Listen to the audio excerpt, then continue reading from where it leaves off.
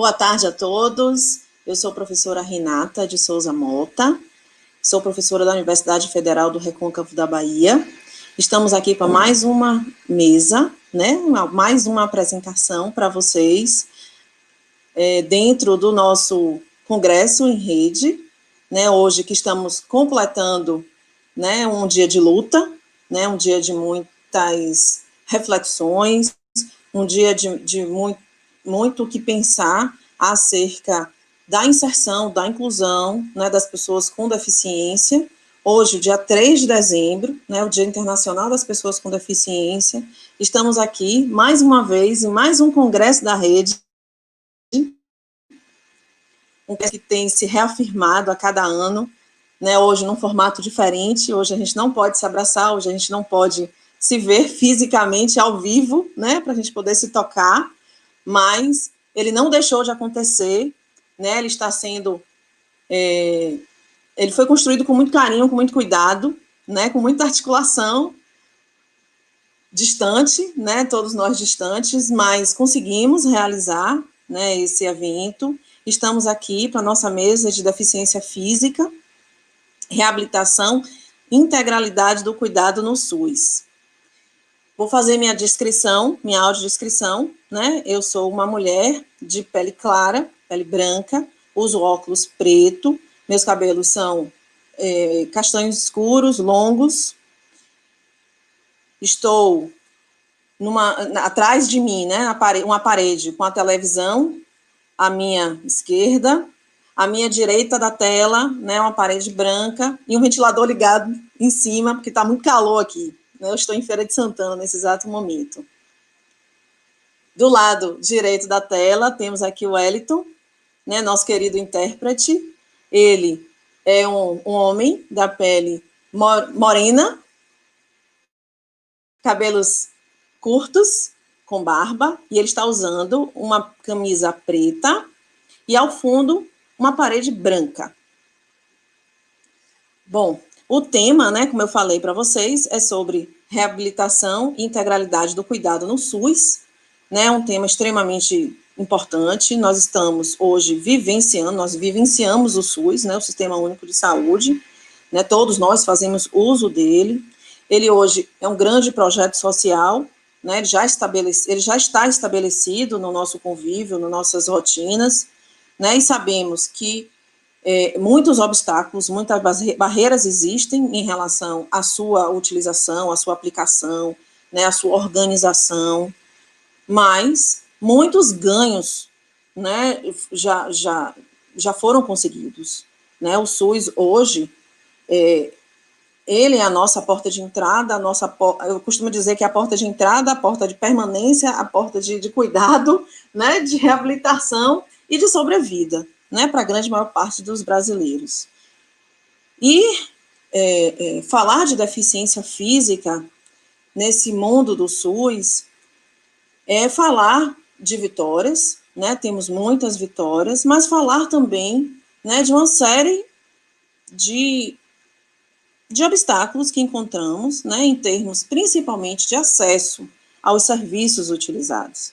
Né, nós sabemos que hoje uma pessoa com deficiência física, né, que adentra ao sistema do SUS, em termos de reabilitação, ele perdura um pouco, ele necessita, né, desses cuidados, né, dos serviços de reabilitação como um todo, seja ele fisioterapia, seja ele, né, fonoaudiologia, terapia ocupacional, e toda a rede de cuidado que circula, né, essas profissões, né, e outras questões, né, dentre eles o acesso também a recursos, né, de mobilidade, recursos de tecnologia assistiva de comunicação, né, e tantas outras questões, né, que envolve esse mundo aí de acesso ao SUS. Estou hoje como mediadora da mesa de deficiência física. Temos hoje, né, como palestrante, nossa querida fisioterapeuta Adriana Virgínia e nossa querida Rita. Vamos começar com Rita e depois dela tem uma estrela da mesa, né, que é a querida Stephanie. Ela vai falar um pouquinho do que ela sente, da experiência dela, né, como pessoa com deficiência que já utilizou e utiliza o sistema do SUS. né? Vou apresentar para vocês a biografia de Rita, né? Rita de Cássia Santos de Santana, ela possui graduação em fisioterapia pela Universidade Católica do Salvador e pós-graduação em fisioterapia cardiorrespiratória pela Universidade Dom Filho, mestranda em saúde comunitária pelo programa de pós-graduação em saúde coletiva, do Instituto de Saúde Coletiva, Universidade Federal da Bahia, integrante do GT da Eficiência e Acessibilidade da Brasco, tem experiência nas áreas de fisioterapia e saúde coletiva, com ênfase na atenção à saúde da pessoa com deficiência. Atualmente é fisioterapeuta estatutária da Prefeitura Municipal de Lauro de Freitas e fisioterapeuta da Prefeitura Municipal de Camaçari, atuando em ambulatórios públicos municipais de reabilitação física no processo de prestação de cuidado à saúde da pessoa com deficiência. E possui vivência em reabilitação neurofuncional. Muito bem-vinda, Rita. Muito obrigada por estar aqui mais uma vez. Eu que agradeço. Com vocês. Tá joia. Obrigada, Renata, pelo acolhimento. Boa tarde a todos, a todas e a todos. Como a Renata falou, eu sou Rita. Eu vou começar fazendo minha audiodescrição. Então, eu sou uma mulher negra, tenho cabelos na cor castanho escuro, cabelos crespos, volumosos, de tamanho médio, fazem um volume assim acima da minha cabeça, né, estão soltos.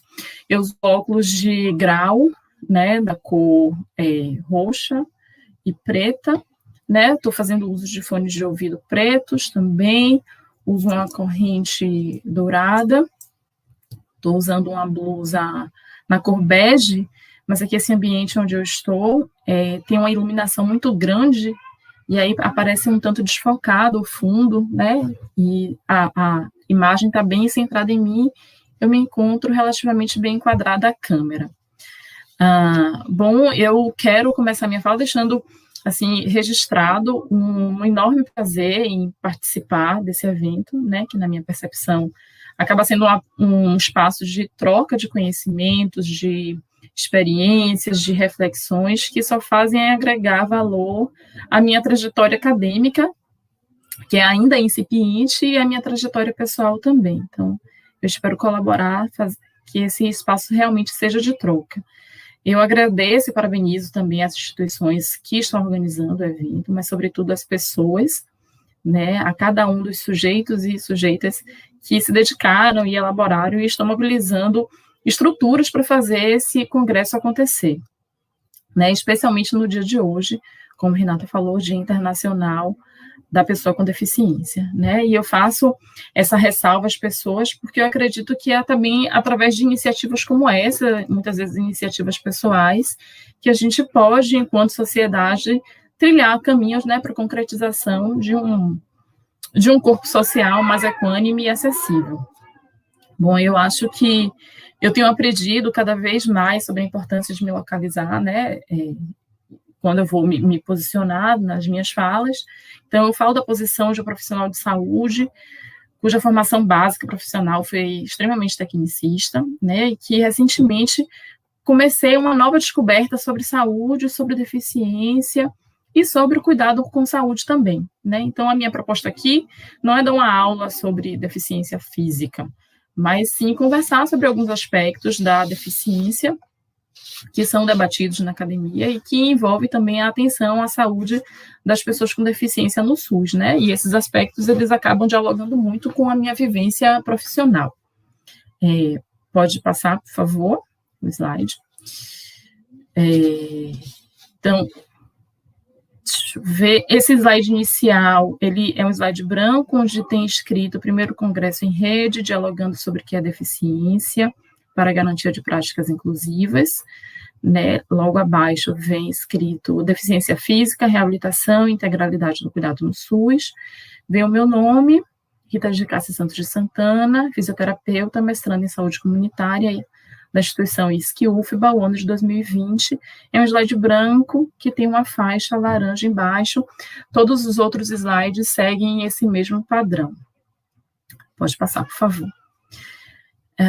Então, esse caminho, né, que eu falei há alguns segundos para uma sociedade mais acessível e equânime, ele está diretamente brincado na garantia de direitos humanos e no reconhecimento da dignidade da pessoa com deficiência, né? E nesse sentido, o processo de democratização, né? Aí nesse slide eu coloco uma foto justamente de uma das mobilizações do movimento da reforma sanitária, né?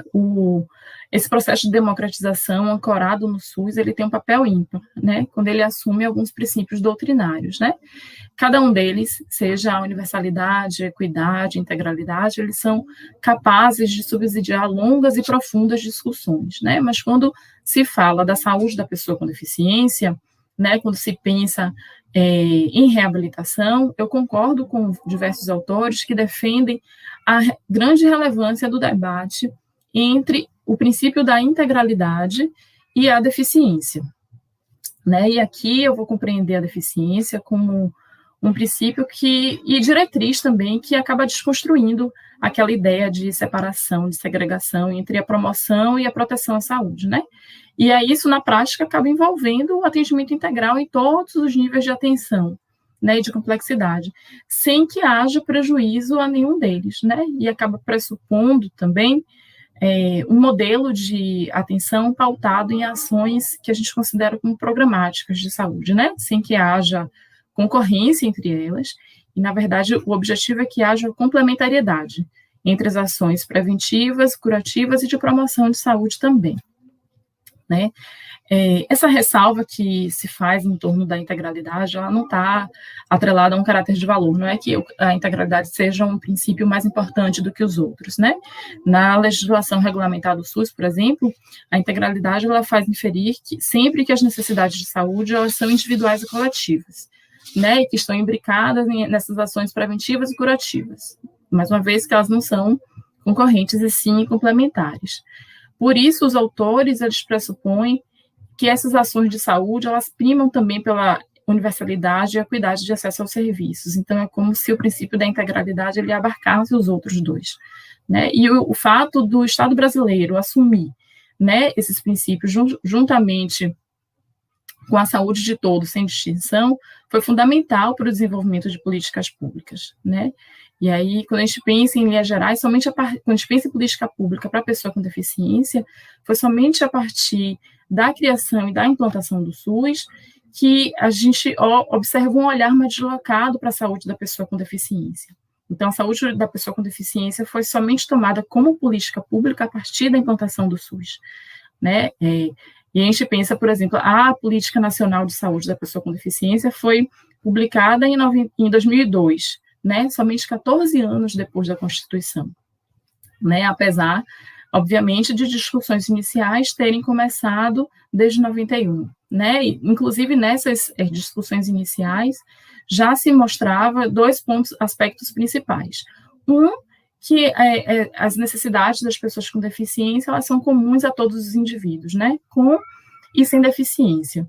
E o segundo ponto é que essas ações, elas se relacionam às lesões do corpo de quem vive a deficiência. Aí, anos mais tarde, essas ideias elas foram sendo aprimoradas, obviamente, sobretudo com a Convenção sobre os Direitos da Pessoa com Deficiência, né, que aponta a saúde como um apoio à inclusão e participação, né? Nesse sentido, a política aponta que para a garantia da integralidade, então, tem que se haver as ações de prevenção, diagnóstico, intervenção sobre a lesão, de modo que as interações sociais e a inclusão do indivíduo devam ser centrais, né? E aí, nesse slide, ao lado da foto que mostra um pouco do movimento sanitário, eu trago algumas informações, né? Sobre o processo de democratização da saúde e pessoa com deficiência, o direito à saúde, integralidade como princípio, SUS, a saúde da pessoa com deficiência captada como uma política pública, e a convenção, a importância da Convenção sobre os Direitos das Pessoas com Deficiência, que traz a atenção à saúde como apoio à inclusão e participação. Pode passar o próximo slide, por favor. Então, a questão, né, quando a gente fala da saúde da pessoa com deficiência, que a ideia de cuidado integral, ela está muito relacionada ainda a essas concepções sócio-históricas criadas em torno da pessoa com deficiência. e, por consequência, em relação ao cuidado à saúde, né?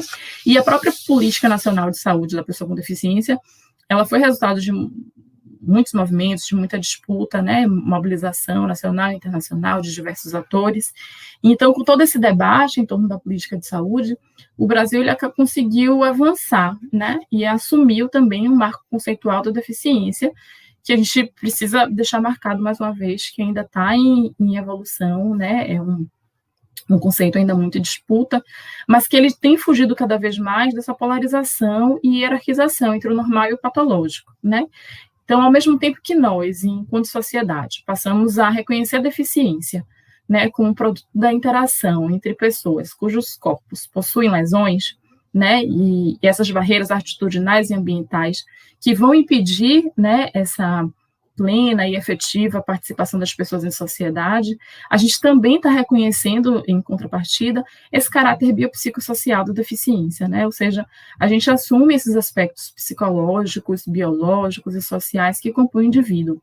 Então, a gente já não pode entender que a atenção à saúde vai estar restrita somente em prestar assistência à lesão, né? E é por isso mesmo que é necessário que, enquanto sociedade, a gente assuma todas as dimensões que compõem o indivíduo, né? Entendendo a existência de um fluxo multidirecional de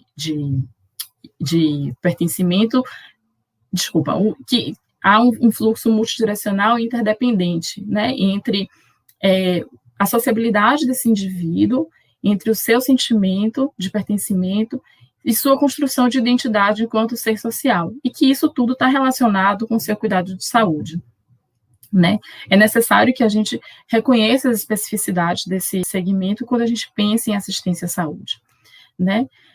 Nesse sentido, o processo de reabilitação, né, se a gente pensa em assistência à saúde, se a gente precisa repensar a assistência à saúde, a gente também precisa repensar esse processo de reabilitação, né? Ele precisa ser problematizado.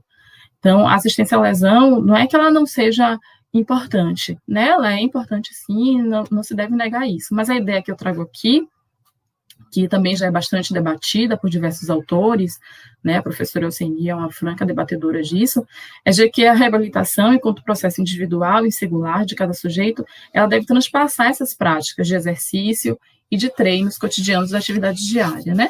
O que acontece é que durante muitos anos, né, mesmo após a implementação do SUS, mesmo após esses avanços, ainda houve e ainda há, infelizmente, uma prática hegemônica de reabilitação ainda muito marcada por essa concepção biomédica da deficiência, né? E também muito marcada pela maneira com a qual as políticas de saúde vêm sendo desenvolvidas para essa minoria. Por exemplo, durante o processo de democratização da saúde, né, o Ministério da Saúde ele elaborou essa política nacional, né, da pessoa com deficiência, que foi criada com o intuito de proteger justamente a saúde das pessoas com deficiência, através de ações que fossem integrais, né, com articulação em com diversos setores. Mas, na prática, né, alguns autores falam que essa política acabou por incentivar a implementação de serviços especializados de reabilitação. E aí, nos primeiros anos do SUS, não houve muitos acessos em relação à garantia da integralidade, né, ficou muito restrito à reabilitação.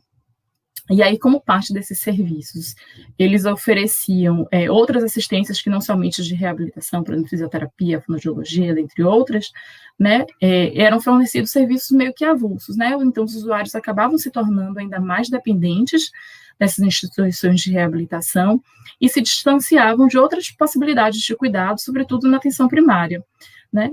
Por isso também, quando se fala em saúde da pessoa com deficiência, os debates até hoje, eles tendem a envolver muito a reabilitação.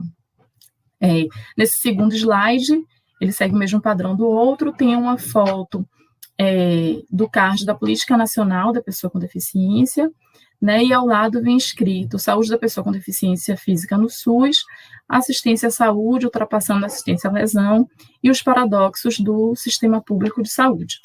Pode passar o próximo slide, por favor.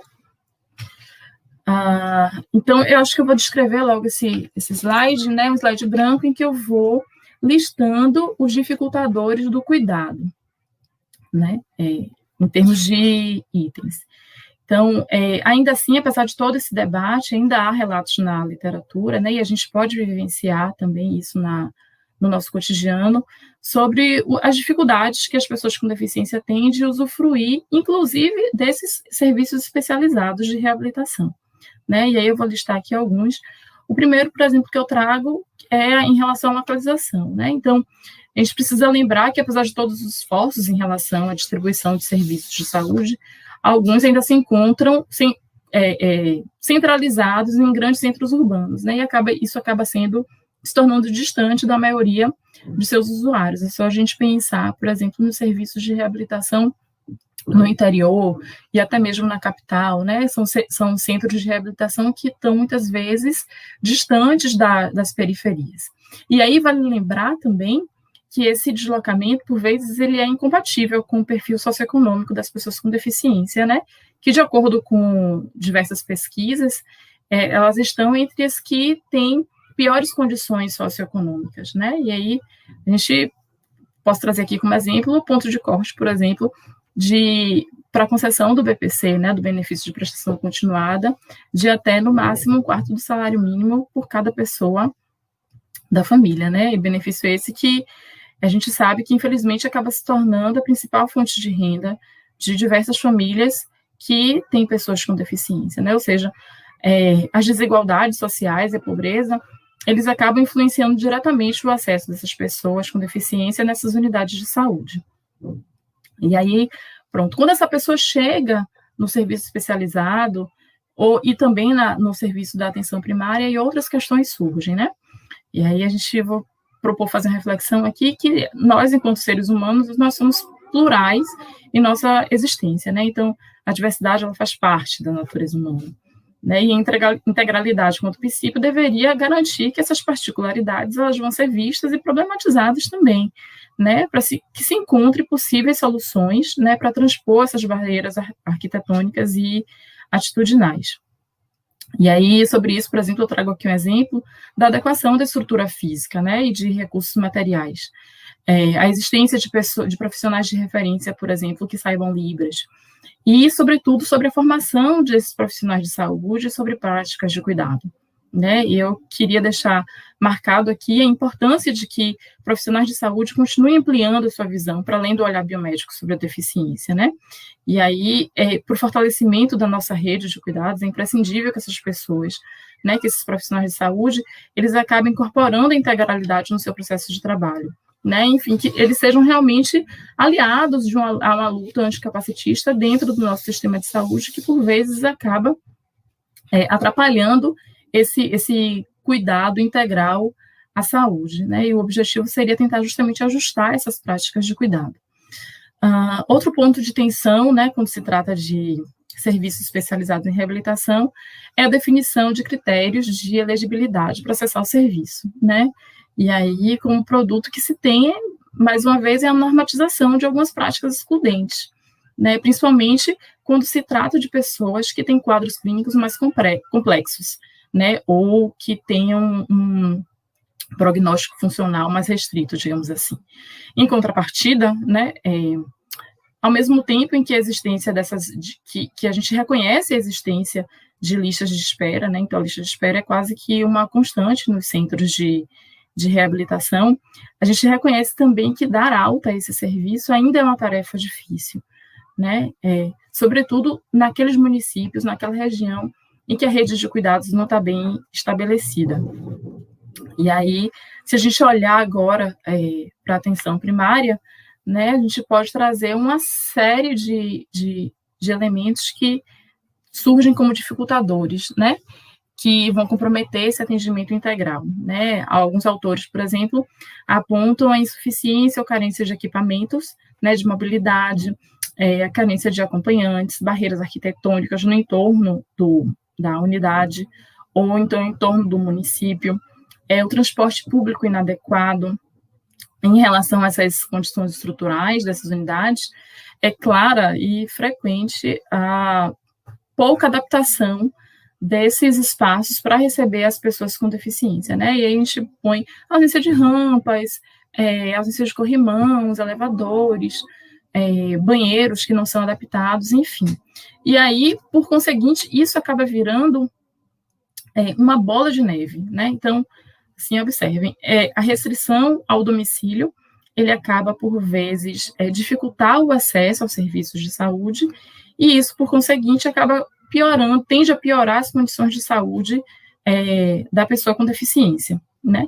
E aí, isso, por muitas vezes, pode acabar sendo usado também por profissionais de saúde como uma justificativa para essa dificuldade do cuidado, né? E aí, um reforço ao pensamento de que a assistência à saúde daquela pessoa deve ser restrita somente aos serviços de reabilitação. E ainda mais, assim, não é raro que serviços da atenção primária elas tenham dificuldade, né, e muitas vezes dificultem realmente esse atendimento, justamente alegando um despreparo técnico, estrutural arquitetônico que a gente não pode negar, né? E os usuários e os cuidadores, por sua vez, acabam corroborando essa lógica, né? Quando eles olham para o serviço da atenção básica e enxergam a dificuldade de acesso, olham para os serviços de reabilitação e enxergam uma acessibilidade maior, acaba se construindo realmente uma crença de que o serviço de reabilitação ele é o melhor espaço para assistência à saúde daquela pessoa com deficiência, né? Pode passar o próximo slide, por favor. Mas aí eu trago aqui nesse slide, que segue também o mesmo padrão dos outros, né, branco com a faixa laranja embaixo, algumas conquistas que eu vou descrever na minha fala, né? Então, os desafios, apesar de todos os avanços, são muitos, né? Mas um fato, a gente também não pode negar, né? Que a reabilitação das pessoas com deficiência avançou bastante, né? Então, aí a gente pode pensar no desenvolvimento de tecnologias, na criação dos centros especializados em reabilitação, a criação da Política Nacional de Saúde da Pessoa com Deficiência, que traz a atenção integral como um grande objetivo, né? O incentivo para a instituição também da rede de cuidados da pessoa com deficiência no SUS. A gente pode pensar também na utilização cada vez mais frequente da Classificação Internacional de Funcionalidades, né? A CIF, não só no âmbito da saúde, mas em outros ramos também. Os avanços também e as discussões em torno da criação e elaboração dos projetos terapêuticos singulares. Eu acho que tudo isso acaba sendo como uma forma de mostrar avanços que a gente vem tendo em torno de uma tentativa de atendimento mais integral realmente à pessoa com deficiência, né? Então, a gente vê que os estudos mostram que tem relatos cada vez mais frequentes, né, de bons usos do PTS, que é uma ferramenta que é construída especificamente para cada usuário, né? Estou trazendo o PTS porque está diretamente relacionado à reabilitação, que aí tenta fazer quase que um diagnóstico, um mapeamento da rede de apoio que tem em torno dessa pessoa e ver de que forma a equipe de reabilitação, juntamente com o restante da rede de apoio, pode facilitar a inclusão social daquele sujeito, né? Então, mais do que nunca é importante que a reabilitação ela seja conduzida, né, como um entre os vários aspectos que envolvem o cuidado à saúde da pessoa com deficiência, né? E justamente para atender essas demandas, eu acho que cabe muito a revisão dos processos de formação profissional de saúde, de políticas públicas, sobretudo a remodulação de serviços e de redes de atenção, e também a concepção da deficiência. Enfim, eu acho que são mudanças que são profundas, mas que são mudanças tangíveis, né? E eu acho que é fundamental que a gente reconheça de onde partimos e onde estamos e para onde nós podemos ir, né? E é preciso reconhecer também que esse processo de redemocratização da saúde ele é muito novinho, né? Então, eu acho que a gente pode seguir avançando cada vez mais. Pode passar o próximo slide, por favor. Então, finalizando, né, eu quero concluir dizendo que, apesar do avanço considerável em torno da saúde da pessoa com deficiência, a gente ainda tem um pensamento hegemônico que ele acaba sendo estigmatizante, né? Tanto em relação à deficiência, quanto em relação ao seu processo de reabilitação, que está lá enraizado valorização da lesão em detrimento a todos os outros aspectos que envolvem o indivíduo e suas necessidades de saúde, né? E isso, em termos políticos, e eu acho que sim, né? Falar em deficiência é falar muito sobre política, né? É um avanço ter conseguido tantas coisas no SUS, é um avanço ter conseguido tantos dispositivos legais, mas a despeito de tudo isso, a gente precisa reconhecer que ainda existe uma invisibilidade em torno da pessoa com deficiência, e tem essa invisibilidade, inclusive em instituições que defendem o atendimento integral dessa pessoa, como o SUS, né? E falar em invisibilidade sobre a pessoa com deficiência é pensar também nessas estratégias, né, para garantia de acesso integral. Então, os pontos que eu trouxe aqui, eu acho que acabam servindo para ilustrar, assim, acho que é só um recorte do quão complexo e necessário é esse debate como o que a gente está tendo aqui agora e como tem sido proposto por esse congresso ao longo desses dias todos, né? Então, eu encerro aqui a minha fala, me colocando à disposição para o debate e ansiosa por ouvir a Adriana e Stephanie, que vem logo atrás de mim. Obrigada. Muito obrigada, Rita. Muito, muito boa a sua participação, muito legal a sua fala, aprendi muito com você. A visão, né, uma visão holística sobre o papel dessa integralidade que a gente tanto fala, né, nós da reabilitação, a gente tanto fala de reabilitação, da integralidade como um todo, né, da atenção à saúde, né, de não sermos apenas tecnicistas, olhar somente a deficiência em si, né, o que isso interfere sob o ponto de vista de participação daquele indivíduo socialmente falando, né, nos ambientes sociais que ele convive, seja ele, né, na escola, seja ele no trabalho, seja ele no seu âmbito familiar, na sua casa, na sua residência, na sua rua, enfim.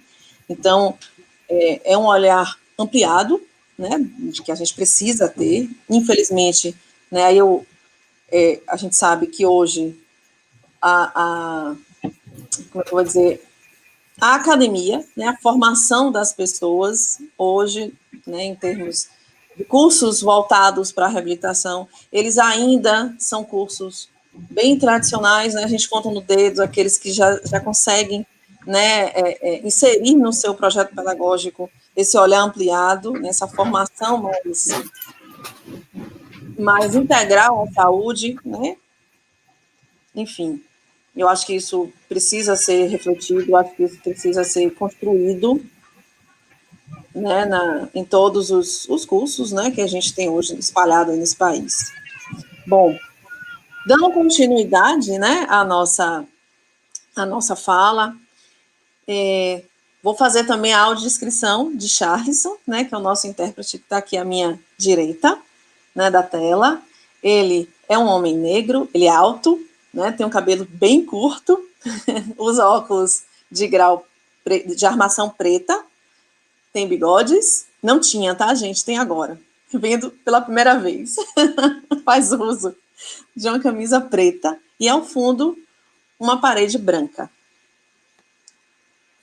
Bom, dando continuidade, né, à nossa mesa, eu trago agora, né, Adriana Virgínia Barros Faisal.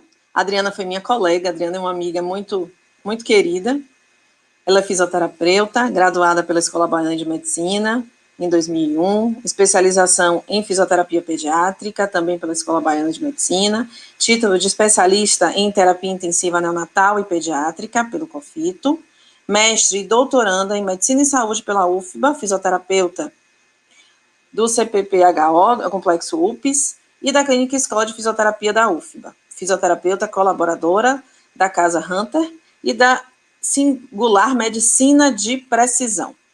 Desenvolve pesquisas nas áreas de doenças raras e zika congênita. Seja muito bem-vinda, Adriana. Muito prazer enorme você estar mais uma vez e a gente poder conversar um pouquinho sobre esse tema que tanto, né, nos enche os olhos. Com a palavra. Muito obrigada. Eu gostaria de parabenizar todos os envolvidos e, assim, falar o quanto eu me sinto lisonjeada e honrada de fazer parte desse grupo, porque é isso que a gente acredita, é isso que a gente vem defendendo ao longo dos anos, né? Esse cenário que hoje a gente está vivenciando, Rita expôs muito bem, né, de uma maneira muito clara, as perspectivas que a gente tem na reabilitação. Eu vou fazer alguns complementos, e aí a gente vai seguir com a Stephanie, que eu tenho uma honra enorme também de poder partilhar a trajetória. Eu vou fazer minha audiodescrição. Eu sou uma mulher de 41 anos, tenho uma pele parda, cabelo claro, olho escuro, uso um óculos de armação dourada na parte superior, estou com a camisa preta. Ao fundo tem uma imagem branca, tem um quadro que ele é azul, com barquinhos, que foi pintado por uma pessoa com deficiência. E vou, então, dar prosseguimento aqui na minha apresentação com vocês. Por favor, pode expor o primeiro slide.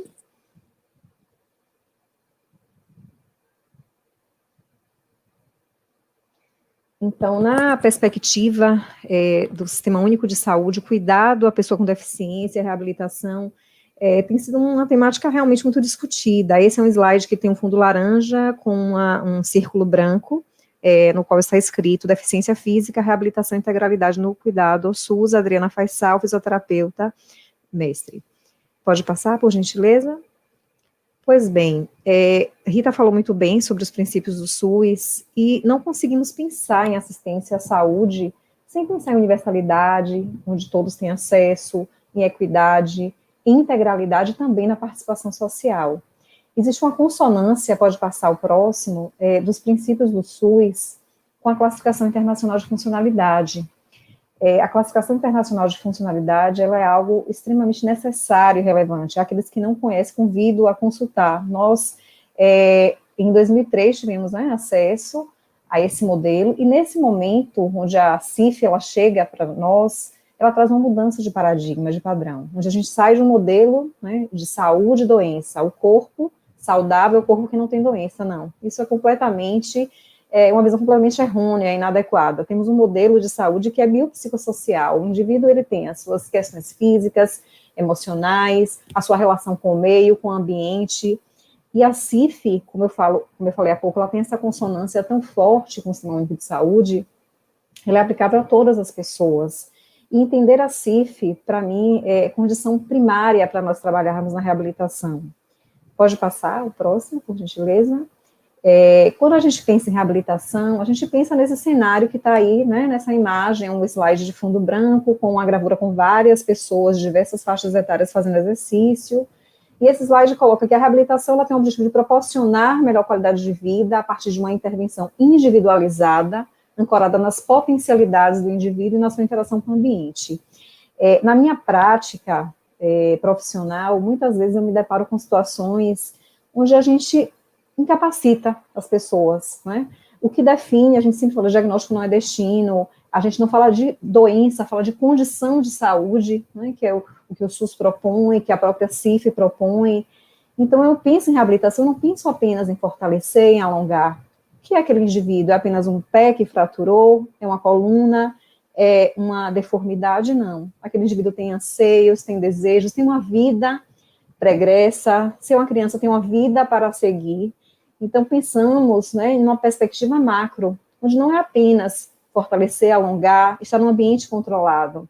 Eu queria, inclusive, partilhar uma experiência que nós temos aqui na Universidade Federal da Bahia, que foi um projeto de extensão chamado de reabilitação extramuros. Nós íamos, e até hoje, no momento não, por conta da pandemia, nós, até pouco tempo atrás, nós íamos, antes da pandemia, a vários lugares aqui no nosso estado, na nossa cidade, a praças, museus, cinema, com os nossos pacientes, vivenciando um ambiente externo, um ambiente de vida real. Para que eu apenas alongar, fortalecer, estimular, se aquele indivíduo não tem a possibilidade de exercer a sua cidadania? E esse é o nosso maior desafio. Nós temos mais de 24% da população com alguma deficiência pelo censo de 2010. E o que estamos fazendo como profissionais de saúde nesse cenário, nesse contexto? Pode passar o próximo, por favor? Quando a gente pensa em desafios, Rita falou muito das potencialidades, sim, né? Nós temos muitas potencialidades hoje. Quando Rita falava, eu estava refletindo sobre tudo que a gente tem aprendido, inclusive com a pandemia. que o SUS já nos permitia e que a gente, inclusive, não usava. Eu posso falar aqui da telesaúde, que hoje tem sido um objeto de grande investimento, eu, particularmente, tenho usado muito a telesaúde, tenho usado no meu doutorado a telesaúde, tenho usado no meu trabalho a telesaúde. A gente pode pensar em várias ferramentas que a gente tem à disposição para alcançar as pessoas.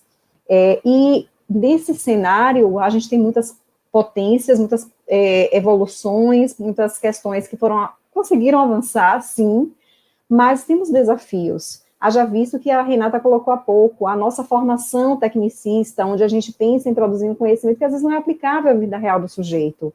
Então, pensando em desafios, pensamos em um desenvolvimento de ações de planejamento. O que queremos? Como Rita falou há pouco, aonde estamos e aonde queremos chegar?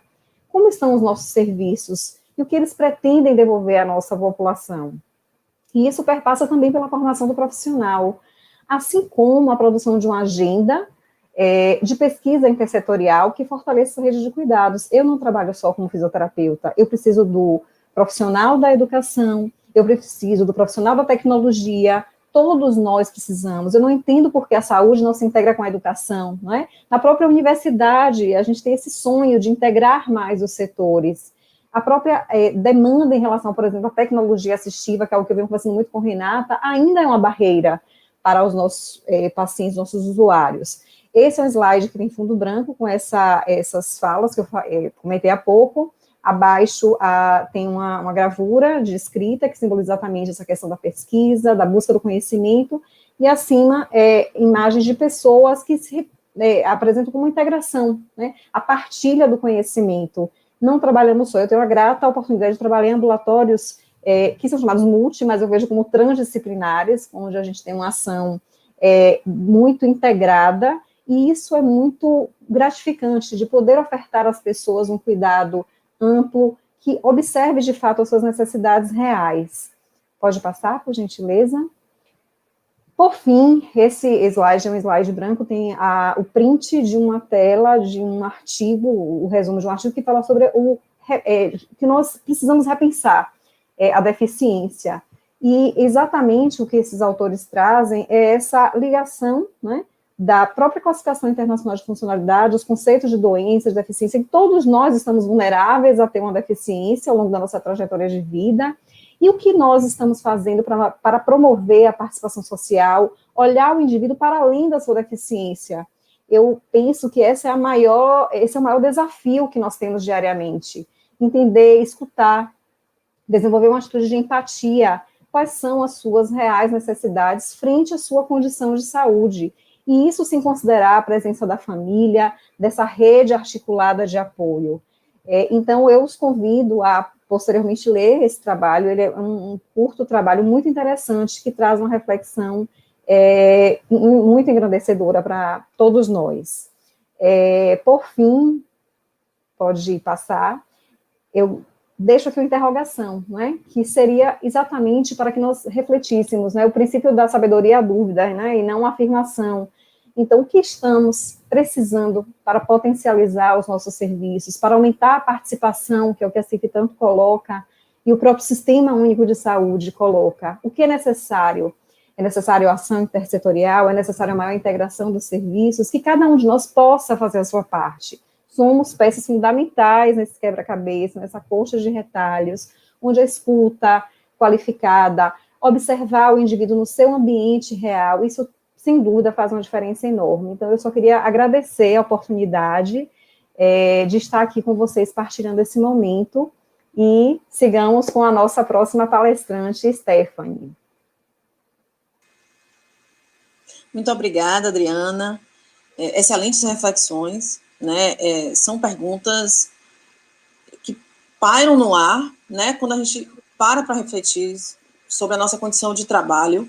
Né, bom, eu trabalho nesta clínica, eu trabalho neste hospital, eu trabalho neste consultório, né, eu trabalho nesse serviço de saúde, né, atendo pessoas com deficiência. Como é que eu, como fisioterapeuta, como terapeuta ocupacional, como fonoaudiólogo, como professor de educação física, né, como, enfim, posso desenvolver ações para interagir com outros setores sociais que aquela pessoa que eu atendo né, caminha, né, faz parte.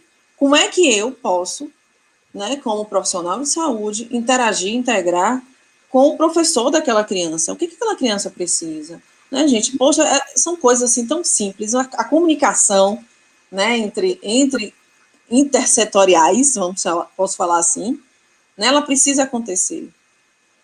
Né, e o ganho que essas pessoas, né, podem ter, podem adquirir.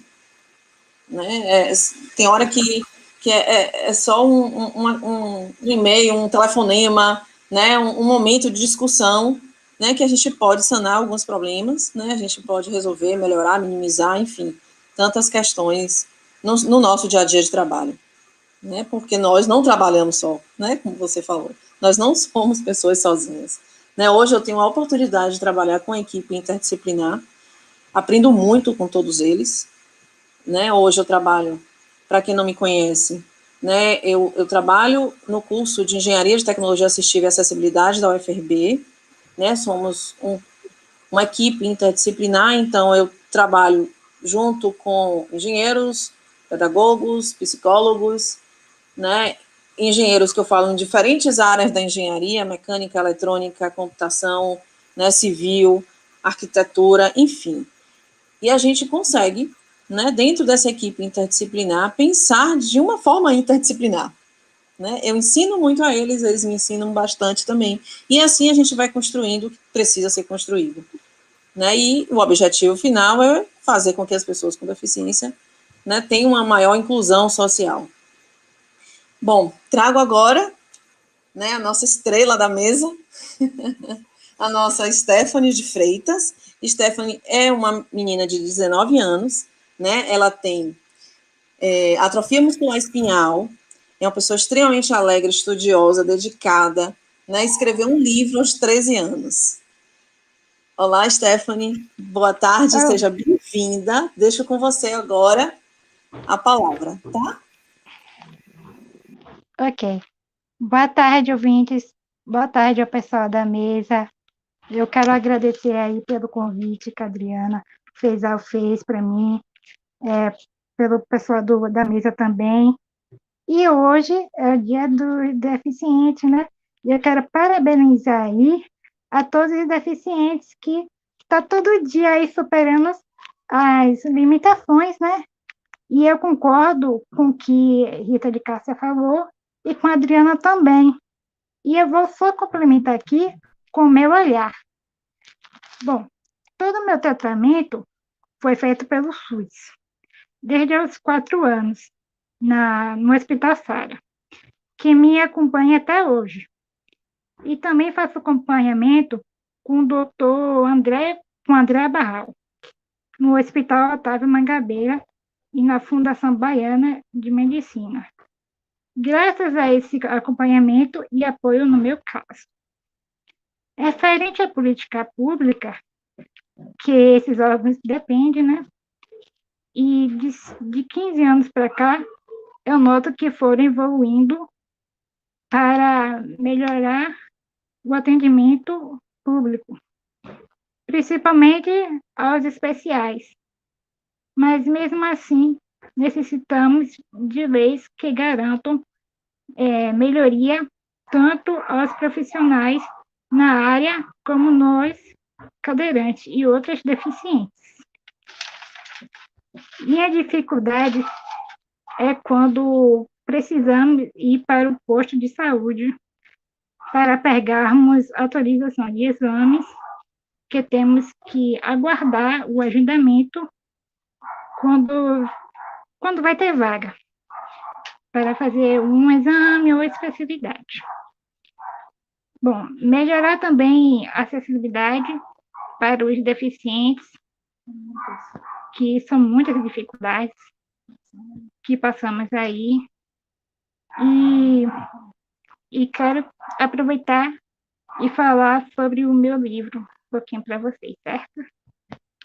Entrelaçando suas vidas reais em um mundo imaginário, as duas amigas deficientes são rodeadas por aventuras cheias de obstáculos, superações e estresse, valendo sempre a parceria, a bravura e a felicidade. Entenda como o zelo e o cuidado pode fortalecer uma amizade. O nome do meu livro é As Aventuras de Stephanie e Luana. Eu estou fazendo uma promoção de dezembro que custa R$ 30, gente. Eu vou falar aqui o meu número do telefone, que é 719-8689-6139. Vou repetir. 719-8689-6139.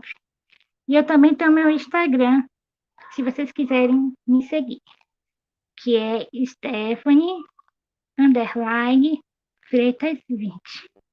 Eu sou a Stephanie, como vocês sabem, e eu tenho cabelo castanhos, escuros, que bate aqui no ombro, uso óculos, uso uma blusa rosinha, com decotinhos aqui.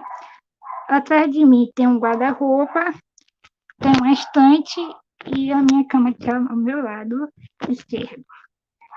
E eu quero agradecer aí a todos da mesa também e agradecer por todo o apoio aí. Tchau, tchau.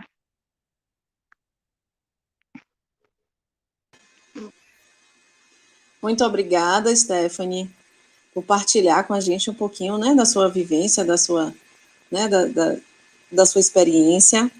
Já colocamos lá no YouTube o contato, tá? Para quem quiser adquirir o seu livro. Repete para mim o Instagram de novo. @Stephanie_20, isso?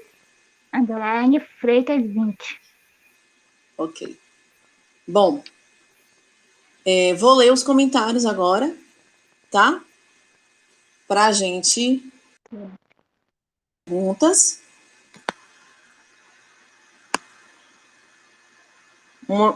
Muitos parabéns. Tem uma fã aqui de Rita. Boa tarde, que orgulho da amiga da Rita de Cássia. Bom, tem uma pergunta. O problema da fila de espera é tão sério e com tantos esses desdobramentos citados, hoje estamos gerindo a fila de espera.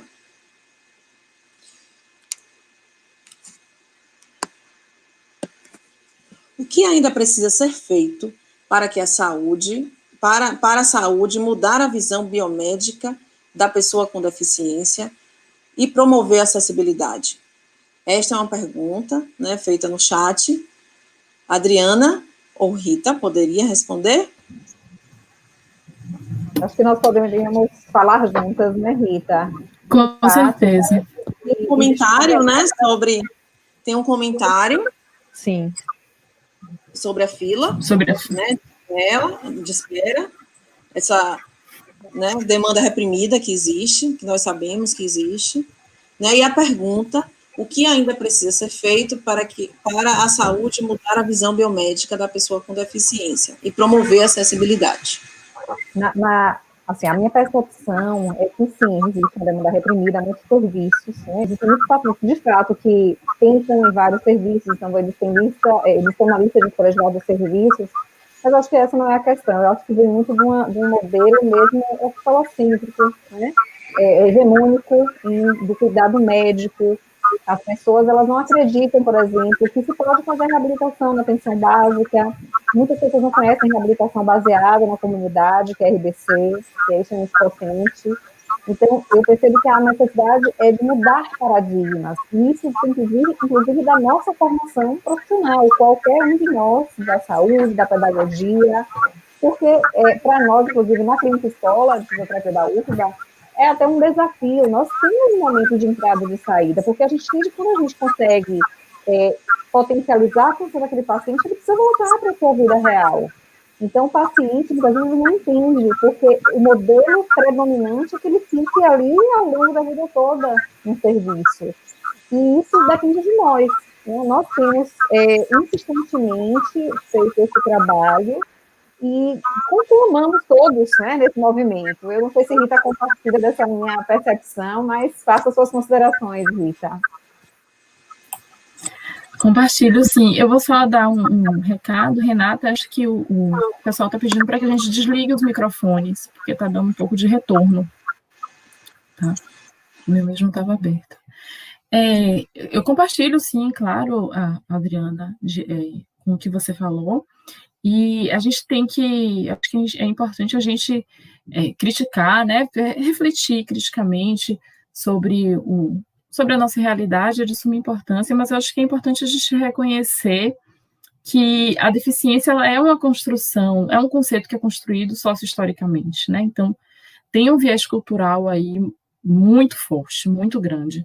E eu penso que enquanto a gente não conseguir modificar isso, algumas práticas do nosso cotidiano, elas tendem a se repetir, né? Então, elas tende a haver sempre essa valorização do conceito da deficiência focado na lesão. E isso acaba repercutindo também na nossa prática profissional de saúde,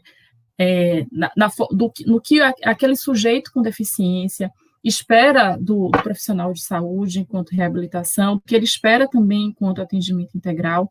Então, eu acho que, na verdade, quando eu comecei a estudar deficiência, eu ficava me perguntando, mas por que as pessoas debatem tanto o conceito, né? Então, a gente vê muita discussão sobre o conceito, sobre a formulação socio-histórica do conceito, sobre os impactos que isso traz na formulação de leis, na implantação de políticas, na construção da rede de cuidados da pessoa com deficiência. E aí, somente com o tempo, eu fui entendendo que a partir do momento que você muda a sua lente, a partir do momento que você muda a forma com que você aprende a deficiência, que você pode mudar também a sua prática, né? E aí, outra coisa que eu acho importante que a gente reconheça também em relação à fila de espera, é que a gente tem que entender, a rede de cuidados da pessoa com deficiência, ela é relativamente recente. Então, assim, há pouco tempo, o movimento da pessoa com deficiência, ele teve seu grande ápice nos anos 70. Então, a gente está em 2020, até em termos de Brasil, considerando que o Brasil é um país em desenvolvimento, então, as políticas, elas tendem a avançar mais lentamente aqui mesmo, né? Eu acho até que o nosso aparato legal, tanto em termos de SUS, quanto em termos de direito, mesmo se a gente olhar a LBI, ele é bem completo, ele é bem fechadinho, o que falta é realmente pôr em prática tudo que todo esse arcabouço legal, todo esse dispositivo, o que falta é pôr em prática. Eu acho que a grande barreira que a gente não consegue pôr em prática é exatamente isso, né? Essa concepção ainda da deficiência ainda está muito vinculada a questão da lesão. E aí, eu estava ainda há pouco conversando justamente sobre esse processo de formação em saúde, né? E lembrando de como foi a minha formação em fisioterapia. Então, a gente foi treinada a avaliar, não olhava para a pessoa, olhava para o corpo, né? Para aquele corpo a ser reabilitado. Então, olhava para a pessoa, identificava a lesão, fazia testes, e iniciava aquele processo de reabilitação tradicional, focando somente em recuperar aquela lesão que estava lá. Então, eu acho que cabe, sim, rever esse processo de formação, né, dos profissionais de saúde, mas acho que isso não é suficiente. Acho que é necessário que haja um espaço de debate assim. Então, é necessário que a gente, da mesma forma que a gente precisa aprender a luta antirracista no nosso cotidiano, a gente aprender a luta anticapacitista também, porque eu acho que a partir do momento que a gente começa a tensionar, né, a questionar determinadas posturas, questionar realmente aquela realidade dada, é que a gente vai conseguir mudar. É um processo longo, né? Não sejamos ingênuos de que é algo que acontece da noite para o dia. Pisquei, tá, todo mundo agora compreende a deficiência a partir do modelo biopsicossocial. Claro que não. Mas eu acho que a gente já está em processo de mudança, né? E o que a gente não pode também é retroceder, né? Então, é não permitir retrocessos, nem em âmbito do SUS, nem em âmbito educacional, nem em âmbito em relação ao assistencialismo, como a gente vem vendo aí alguns movimentos sorrateiros, né, de determinados governos, na tentativa de valorizar a lesão e valorizar ainda mais aquele assistencialismo que a gente sabe que é está aí marcado na história da pessoa com deficiência. A outra pergunta, eu acho que eu me perdi. De qual que é? Você pode repetir, Renata? Bom, espera aí que eu desci aqui. O que ainda precisa ser feito para a saúde mudar a visão biomédica, né, que foi isso que a gente falou, e o outro foi um comentário. O problema da fila de espera é tão sério, e com todos esses desdobramentos citados, hoje estamos gerindo a fila de espera. Sobre a fila de espera, a Adriana já pontuou, né, que realmente, muitas vezes, a gente acaba gerenciando mesmo essa fila de espera. Eu acho que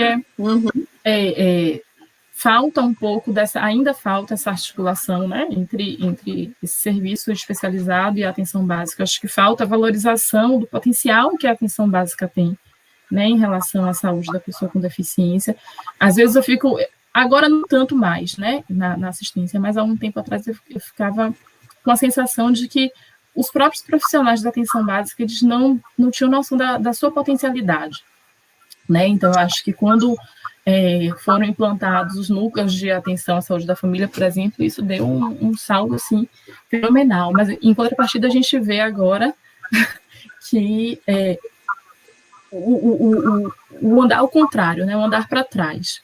Então, que não se permite, não se tem mais incentivos para a abertura de novas equipes de saúde da família, de núcleos de atenção à saúde da família.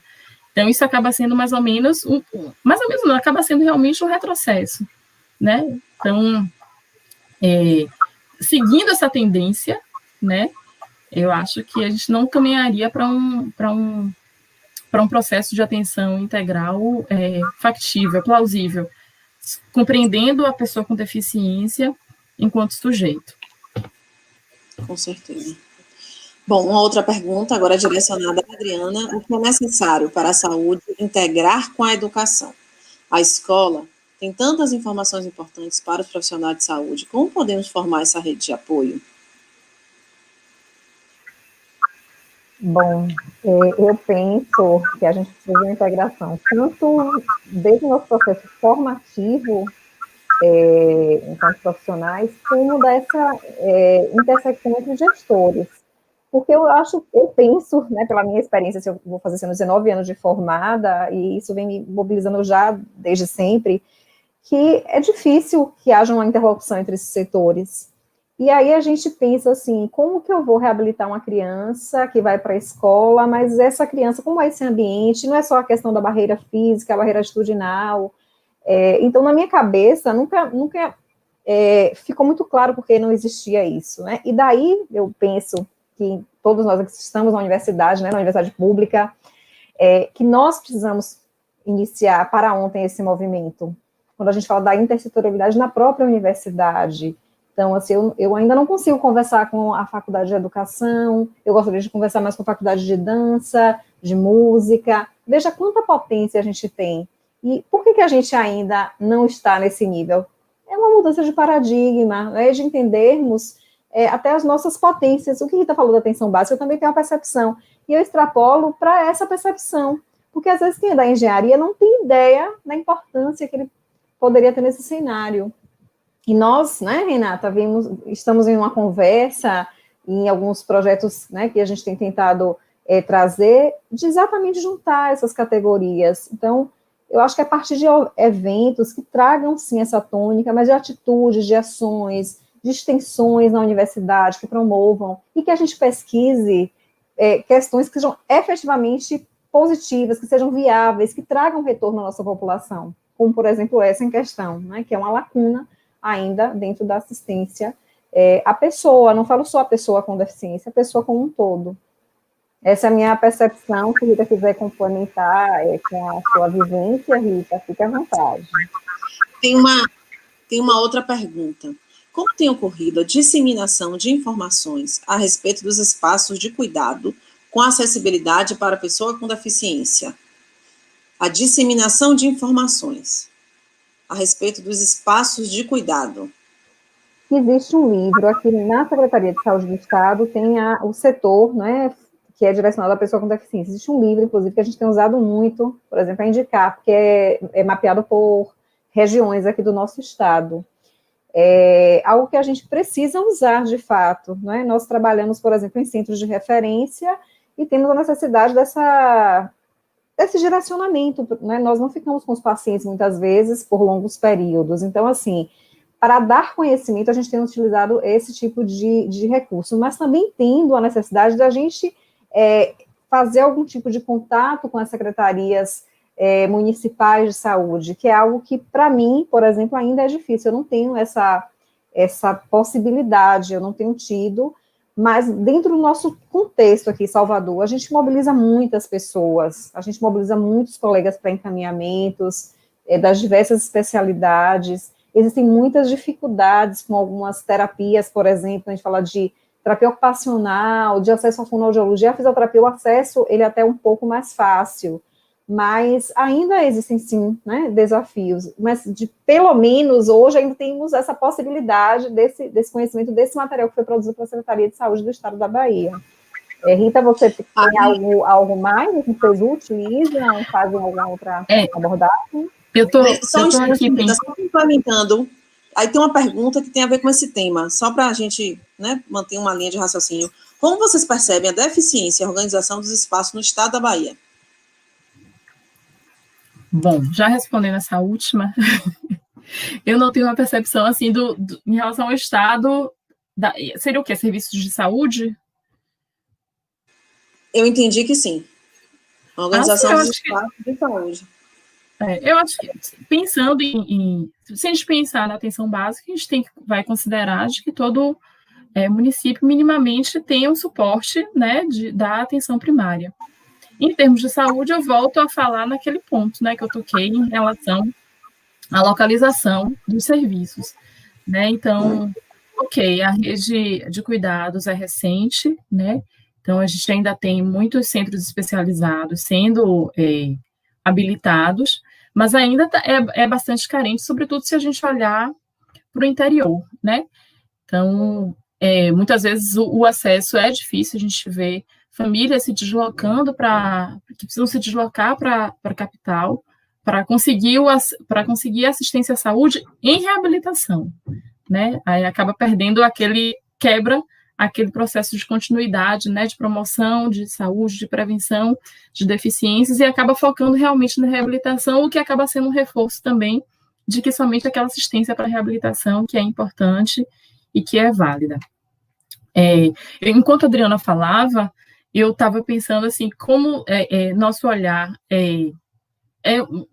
a gente olha para a mesma assistência, né, que é para assistência à reabilitação, mas de pontos diferentes. Então, enquanto ela tem um olhar assim, aqui para a capital, né, Adriana, de um serviço de ambulatório, e aí traz essa bagagem que ela tem do serviço estadual, a minha vivência é muito em termos de município, né? E aí, infelizmente, eu preciso reconhecer de que a rede de informação municipal ela é extremamente carente, né? Então, assim, nos municípios em que eu atuo, não existe uma cartilha, não existe um guia que possa nortear, que possa garantir ou orientar esse usuário no fluxo de atenção, se ele for pensar em reabilitação. E isso, muitas vezes, é difícil, inclusive para o próprio profissional de saúde, né? Então, a gente vê carências de informação, assim, básicas. Então,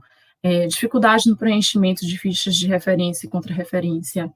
A gente vê que os usuários, às vezes, ficam perdidos. Então, se a gente fosse traçar, por exemplo, o itinerário terapêutico de diversos usuários que chegam no nosso centro, muitos dão voltas, vagam por meses, até encontrar um centro que estava ali ao seu lado. Muitas vezes eles nem sabiam que existiam, né? E aí, sobretudo em uns municípios que eu trabalho, uma experiência bastante exitosa foi com a residência, né? Então, os residentes eles tentaram fazer um fluxograma, realmente um mapeamento, na verdade, da rede de cuidados da pessoa com deficiência, e isso, em termos de município, também varia muito.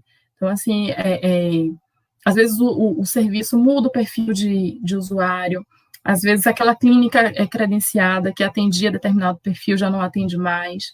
Então, realmente, acho que ainda carece de fechar uma rede de informação e de disponibilizar isso para o usuário, porque acaba também ficando muito assim do que é dado, né? Então, se o profissional de saúde ele tem esse entendimento de saúde mais ampliada, se ele se dispõe a fornecer aquela informação, joia, a informação chega até o usuário. Se não, infelizmente, geralmente ele acaba ficando sem informação. A experiência que eu tenho também, Rita, é bem restrita, inclusive para os profissionais de saúde. Muitos dos interiores que eu já trabalhei, né, isso tem o que há 4 anos atrás, 5 anos atrás, não sabiam nem o que era um CEPRED. Então, é uma coisa assim, muito básica, muito, sabe, e que precisa mudar, né? As pessoas precisam entender, pelo menos, a lógica, né, do município, né, como é o fluxo do encaminhamento, como é o fluxo das informações, né, do Estado, como é que precisa ser esse fluxo, né, o que é cada setor, né, o que eu devo procurar, como encaminhar, o que encaminhar, enfim. Eu acho que essa articulação que existe, né, ela existe, né, e os profissionais precisam ter acesso, porque senão as informações, como é que chegam aos usuários, né? Enfim, e aí aquele usuário, né, aquela família que é mais participativa, que corre atrás, que liga, né, que procura saber, ela consegue informação. Mas aquele usuário, né, que ele é mais tímido, né, que ele não vai tanto atrás assim da informação, ele não tem informação. E não pode ser assim, né? Enfim. Bom, temos uma pergunta para... Posso dar continuidade?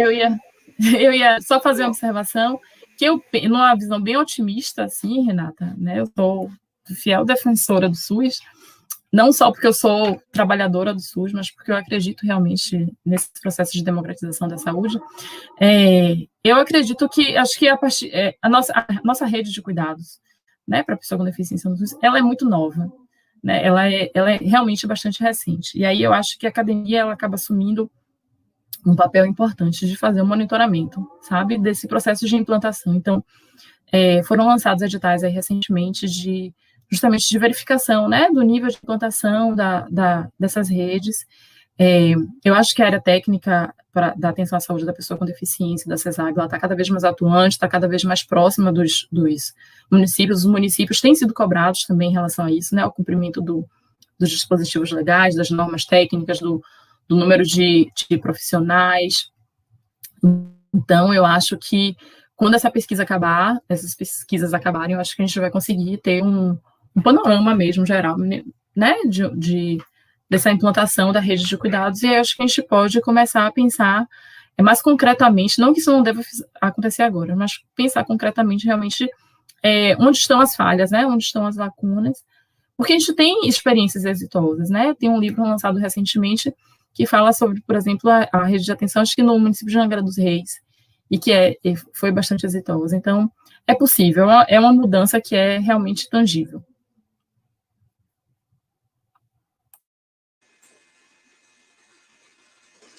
Ok.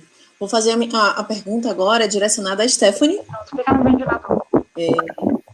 Vou fazer a pergunta para a Stephanie e depois a gente conclui, tá bom? Depois a gente vai para os comentários finais. Bom, Stephanie, a pergunta é a seguinte. Stephanie, como se sentir com a sua realização do livro?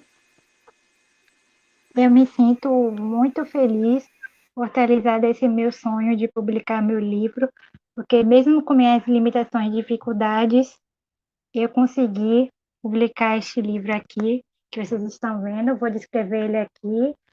Tem uma foto minha aqui com eu na cadeira de rodas, com meu óculos e minha mesa aqui na cadeira de rodas, certo? Eu estou em azul, tem umas estrelinhas aqui coloridas, e tem aqui a editora Alacazim.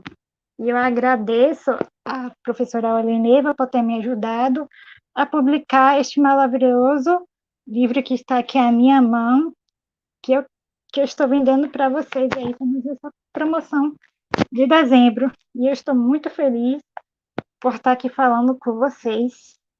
E também agradeço também a editora Lacazine, a impressão, Belas Impressões, que também me ajudou aí, e a todos, né, que me ajudaram também, me ajudando na vaquinha, que eu consegui lançar este ano. Estou muito feliz.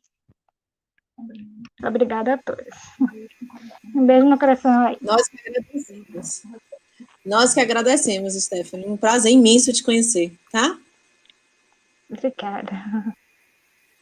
Dou agora a palavra às minhas colegas, amigas, né, para a gente concluir a mesa, e ao final eu concluo também. Bom, mais uma vez, a minha palavra é de agradecimento pela oportunidade desse espaço de partilha, discussões. É muito gratificante ter Stephanie aqui. Nós nos conhecemos, acho que esse ano, não foi, Stephanie, no início do ano, em um dos ambulatórios, e, assim, é muito bom nós partilharmos tantas histórias e olharmos para além, né, da deficiência, porque somos pessoas com os nossos sonhos, nossas aspirações, e parabéns a todos os envolvidos, a Leusa, muito obrigada pelo convite, pela confiança, contem comigo sempre que precisar, porque essa é uma luta nossa, retrocesso jamais. Obrigada, gente, passo a palavra para a Rita. Eu faço minhas as palavras de Adriana, eu quero agradecer bastante a participação, o convite, em especial a Leusa, também, que também depositou em mim mais um voto de confiança. A Leusa foi um grande encontro dessa minha jornada até aqui, né, dessa redescoberta da deficiência.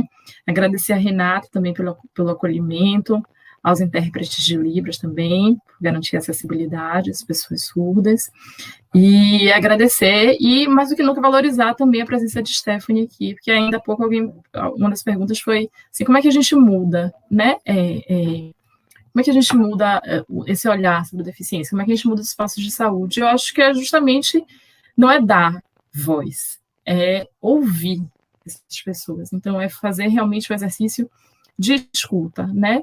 E trabalhar para que todas as pessoas com deficiência tenham a oportunidade de ocupar espaços, né? Uma vez que ocupa esses espaços, eu acho que as tensões começam a ocorrer e a gente pode ressignificar o nosso olhar e a nossa concepção. Mais uma vez, obrigada, eu continuo acreditando que espaços como estes são fundamentais também para o nosso crescimento, tanto pessoal, quanto enquanto comunidade acadêmica e enquanto sociedade. Obrigada.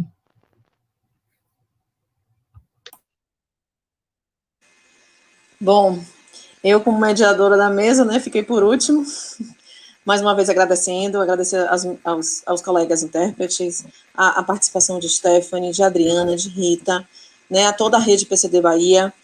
É um imenso prazer, mais uma vez, a gente está aqui dialogando, discutindo, refletindo sobre uma série de questões que a gente precisa avançar, né, e eu acho que esses momentos são os momentos da gente clarear nossas ideias, né, e fazer nos pensar o que nós podemos fazer de agora em diante, né, eu acho que a gente sempre parte, né, é como se é um novo recomeço, né, todos esses encontros, na minha cabeça, eles funcionam como um novo recomeço, o que a gente pode fazer daqui para frente, né, eu espero que ano que vem estejamos juntos novamente, né, nesse evento do dia 3, né, ele acontece sempre, e eu espero poder abraçar todos, né, sentar para tomar uma cerveja ao final do evento com todos vocês, e é isso, um prazer imenso, né, beijo no coração de todos.